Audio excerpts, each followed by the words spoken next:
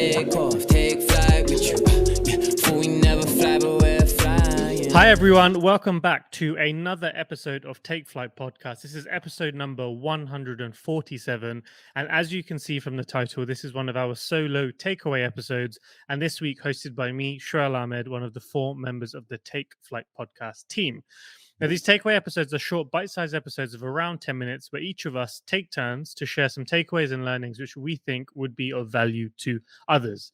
Now, this episode is about a milestone that was achieved recently, and that milestone was buying my parents their dream home. And this has been on my vision board since 2012. In 2020, I decided that it was the right time to move forward on the idea. And finally, now in the summer of 2022, it has become a reality.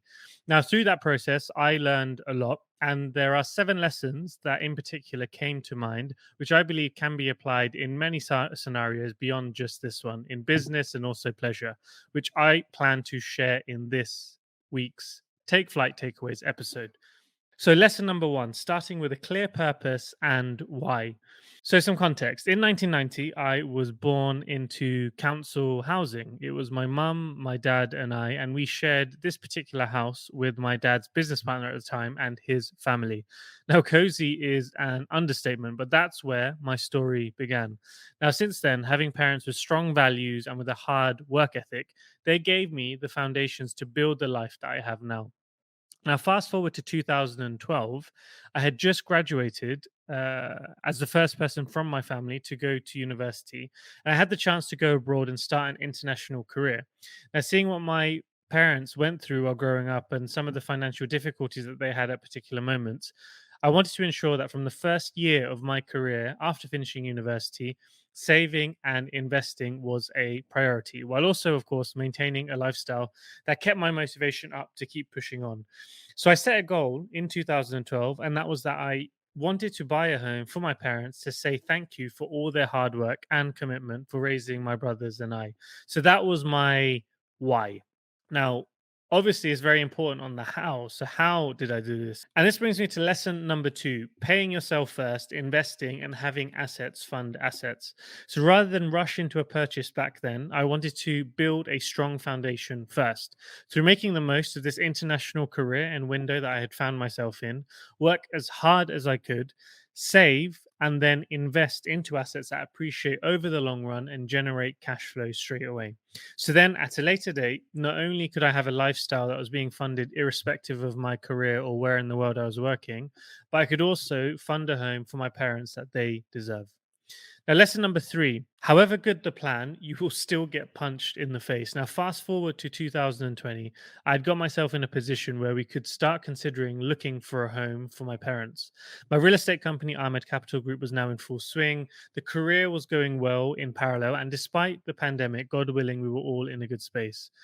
Now, the process of finding a home for my parents to live was more complicated than any investment deal I've worked on in my life.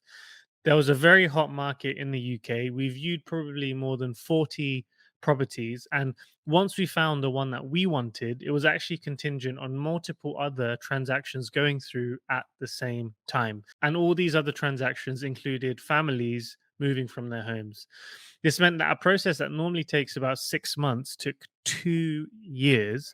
And our deal almost fell apart twice due to factors outside of our control. And even with that, everything came down to the wire. And of course, during certain moments, it was very stressful. Compared to my investment acquisitions, this private personal purchase was one of the most stressful transactions I've ever gone through. But again, keeping that strong why that I mentioned as lesson number 1 did keep me going. Now, lesson number 4, life is a team sport. Now, I've mentioned this many times in previous episodes and other scenarios, but by the time we closed this transaction, our team consisted of my broker who was helping with the financing. We had 6 agents, 5 solicitors, my whole family involved, a transaction which included 7 different other households. Even up to the day we moved, even the movers that we had managed to pack everything within 24 hours. So I estimate that by the time we closed this transaction, more than 20 people were involved in helping us get this across the line. If I had tried to do all of this on my own, it would not have happened. Collaboration and communication is key. And it's just another reminder that if you want to get stuff done in any area of life, you need a great team around you. Lesson number 5: hire slow and fire fast. So, this may be a bit contradictory to the previous point, but with teams, it's not always guaranteed that it will always work out with everyone. An agent that I thought would be good for us at the beginning ended up being inconsistent, not very competent, and I had lost trust in them through the process. Now, during 3 particular moments, I'd given the agent the benefit of the doubt to continue to represent us. But in hindsight, the signs were there from the beginning, and I should have cut the relationship earlier, trusting my gut feeling. Now, the learning for me there is to do better checks up front.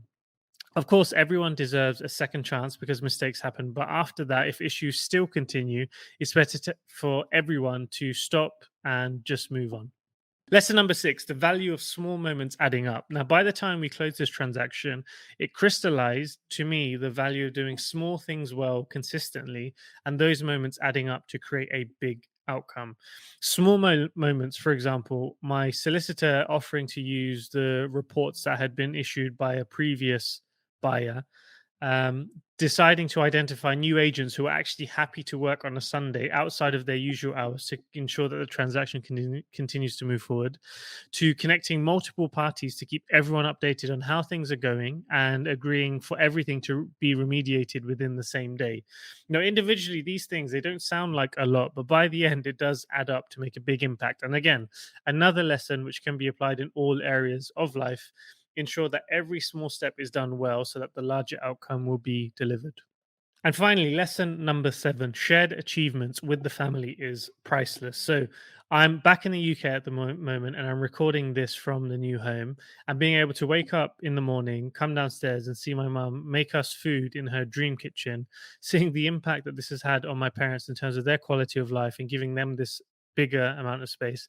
It's just a reminder every day on how far that we've come from that initial council house with almost 10 people living there to today and all the experiences in between.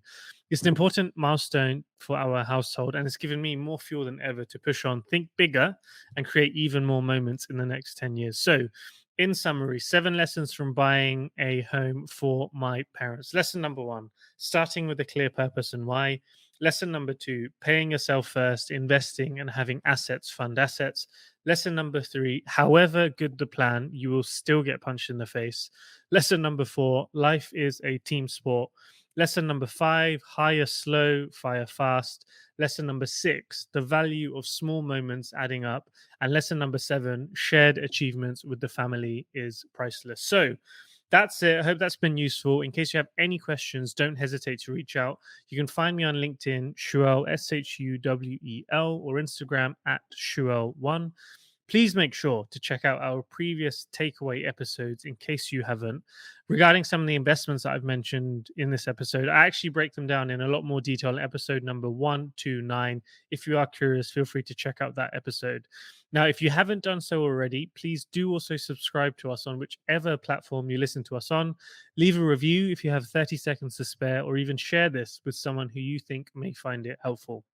We'll be back next week with a new episode for you. The Flyers keep on taking flight and flying high. Take off, take flight with you. Yeah, for we never fly, but we're